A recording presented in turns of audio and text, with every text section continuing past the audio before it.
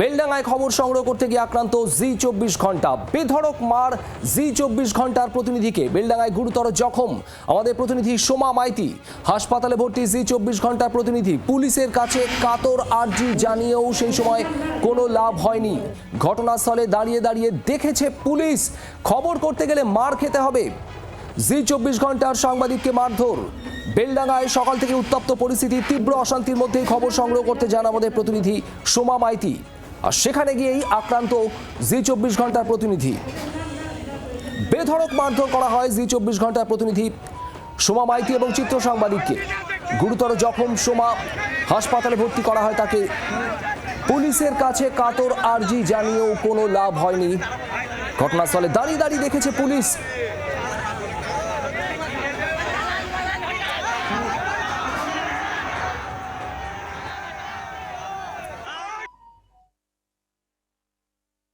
এই মুহূর্তে দাঁড়িয়ে মাথার অসহ্য পেন হচ্ছে। গোটা মাথা মনে হচ্ছে কেমন একটা মনে হচ্ছে। মাথা সিটি স্ক্যান হবে এবং ডাক্তার যেটা প্রেসক্রাইব করেছেন যে অ্যাডমিশন হওয়ার জন্য। শুধু মাথার পেন হচ্ছে তা নয়, সারা বডিতে পেন হচ্ছে। মানে ওরা মাথাতে যেমন মেরেছে, আর হচ্ছে চুলের মুঠি ধরে চুলকে পাকিয়ে পাকিয়ে মেরেছে। মানে একদম টান দিয়ে রেখেছে, মানে আমাকে যেতে দেবে না আর আমি ওখান থেকে যাব, মানে টান দিয়ে রেখেছিল।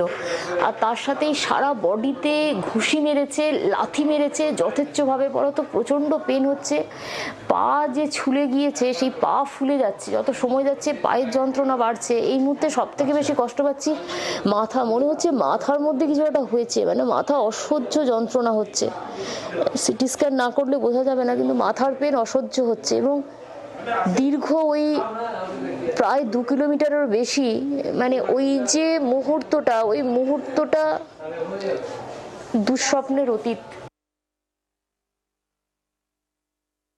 কভারেজ করতে গিয়েছিলাম ওখানে, সবে আমি আর দিদি দুজন মিলে ওখানে দাঁড়িয়েছি। দাঁড়ানোর পরে কিছু লোকজন এসে গদি মিডিয়া করে চিলে মিডিয়ার পর হামলা করতে করতে প্রায় 100-150 জন আমাদের পিছিয়ে ধাওয়া করে, দুজনকে রাস্তায় ফেলে মারধর করে।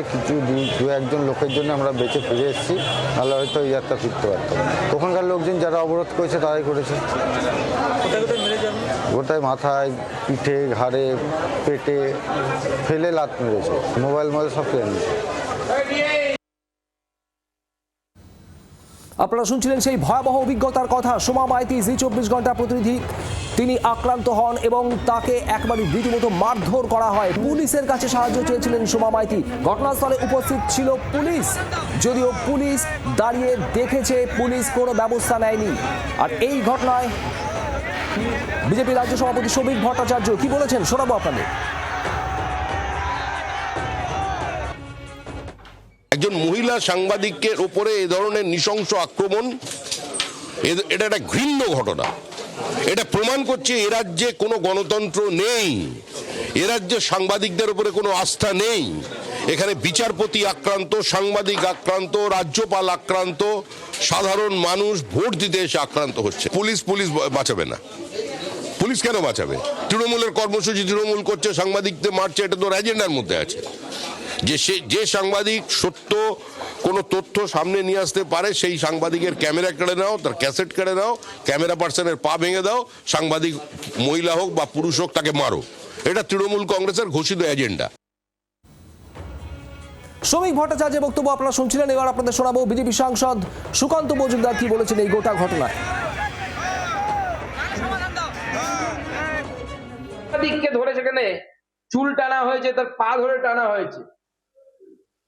এবং সেই ঘটনা গণতন্ত্রের উপর শুধু আঘাত তাই নয়, এই ঘটনা আমরা মাঝে মাঝে গল্প শুনি, ইংল্যান্ডে নাকি এই ধরনের গ্রুমিং গ্যাং আছে, আর এবং খেলাও আছে সৌদি আরব এবং তার সংলগ্ন এলাকায়, যেখানে মহিলাদেরকে একদল পুরুষ ঘিরে ধরে এবং তারপরে তার উপর এই ধরনের শ্লীলতাহানিমূলক অত্যাচার হয়। সেই আরবের সংস্কৃতি, অর্ধশিক্ষিত অশিক্ষিতদের সংস্কৃতি, সেই সংস্কৃতিকে বাংলায় প্রবেশ করাচ্ছেন মাননীয় মুখ্যমন্ত্রী।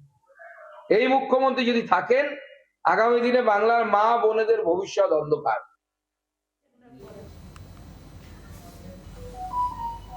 বেলডাঙ্গায় খবর সংগ্রহ করতে গিয়ে আক্রান্ত জি24 ঘন্টা, একবারে বেধড়ক মারধর করা হয়। জি24 ঘন্টার প্রতিনিধি মহিলা সাংবাদিক সোমা মাইতি এবং তার চিত্র সাংবাদিককে, আর ঘটনাস্থলে উপস্থিত থেকেও কোনো পদক্ষেপ নেয়নি পুলিশ। আপনাদের শোনাবো এই গোটা ঘটনায় কংগ্রেসের অধীর চৌধুরীর প্রতিক্রিয়া।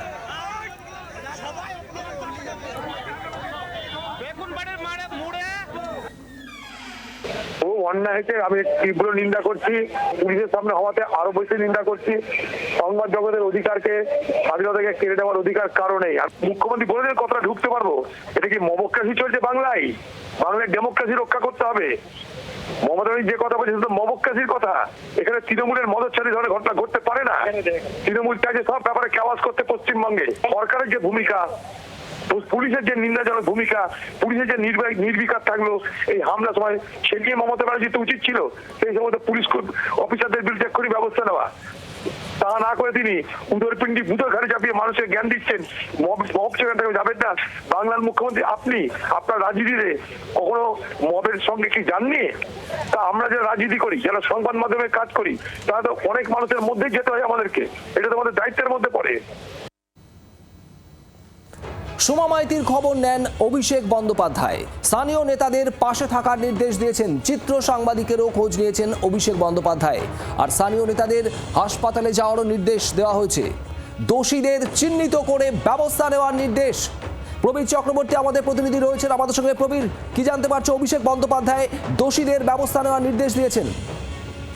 দেখুন, জি24 সিনিয়র সাংবাদিক সোমা মাইতি, যিনি দীর্ঘ বছর ধরে মুর্শিদাবাদে কাজ করছেন জেলায়, তিনি আজকে বেলডাঙ্গা আক্রান্ত হয়েছেন। অত্যন্ত নিন্দনীয় ঘটনা, যেটা সর্বমহল থেকে নিন্দা করা হচ্ছে এই ঘটনার। পাশাপাশি দাঁড়িয়ে আমরা যেটা জানতে পারছি যে তৃণমূল কংগ্রেসের সর্বভারতীয় সাধারণ সম্পাদক অভিষেক বন্দ্যোপাধ্যায়, তিনিও এই ঘটনার খোঁজ খবর নিয়েছেন স্থানীয় প্রশাসন থেকে, স্থানীয় জেলা নেতৃত্বের থেকে। এবং তিনি একদিকে যেটা জানা যাচ্ছে যে প্রশাসনকে নির্দেশ দিয়েছেন যে কড়া ব্যবস্থা নিতে, দোষীদের চিহ্নিত করে ব্যবস্থা নিতে।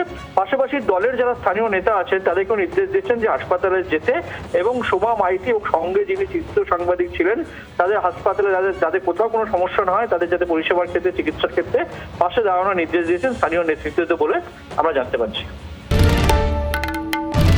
বাংলার আওয়াজ, বাঙালির আবেগ, জি24 ঘন্টা।